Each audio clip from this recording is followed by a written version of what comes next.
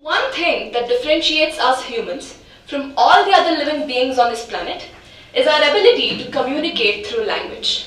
We have developed this skill over a long period of time. We have many languages across geographies and multiple dialects and subdialects for each of those languages.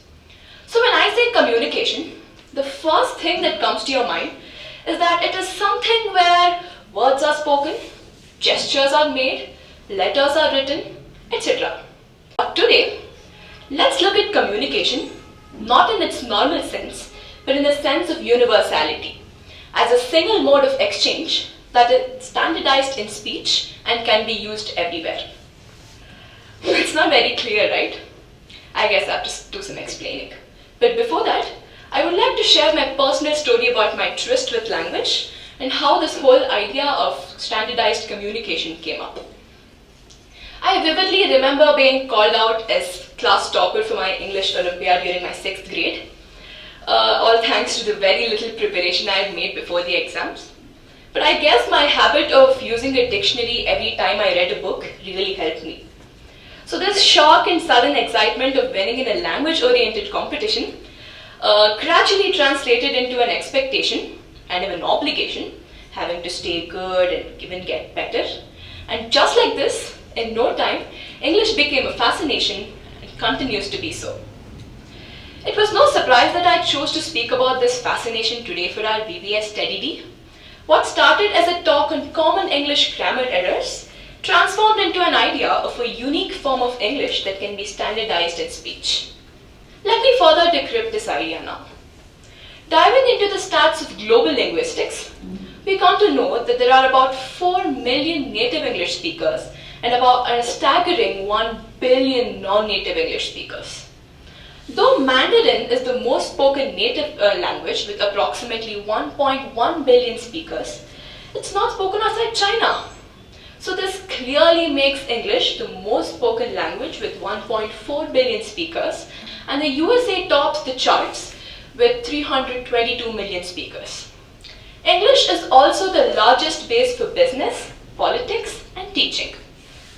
Now some time for pondering. Does spoken English enjoy the same standardization as written English? Let's look at an example. Bottle of water in 3 different accents. The Britishers would say, "Could I have a bottle of water, please?" And Americans, "A bottle of water, please." And Indians, "Can I please have a bottle of water?" Each accent is so different. I want to ask you all something. How many of you sitting here would love English subtitles on an English movie? I'll be honest, I do.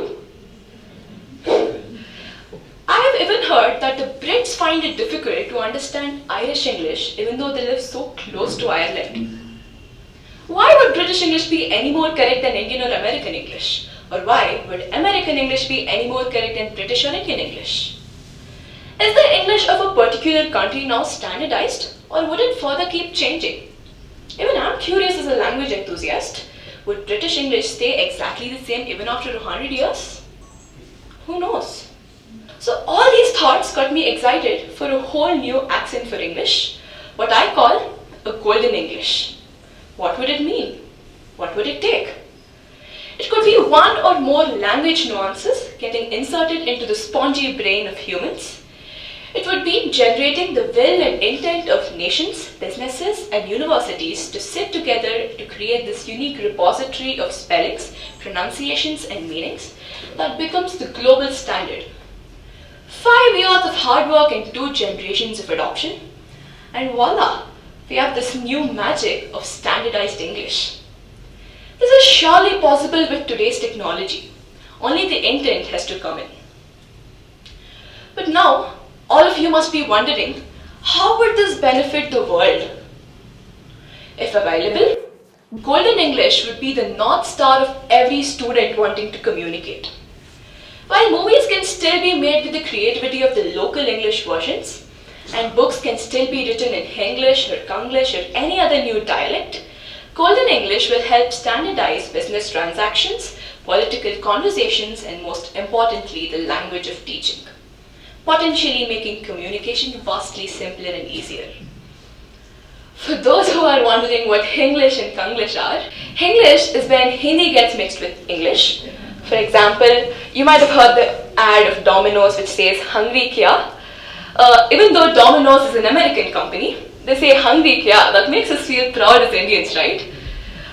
And Kanglish is when Kannada gets mixed with English. The Kannadigas among the audience might relate to this. People add FY to every Kannada word they use, like Hakufai. It just means put, but they don't say Haku or put. They say Hakufai. And Madufai, which means do. They don't say do or Madu. They say Madufai.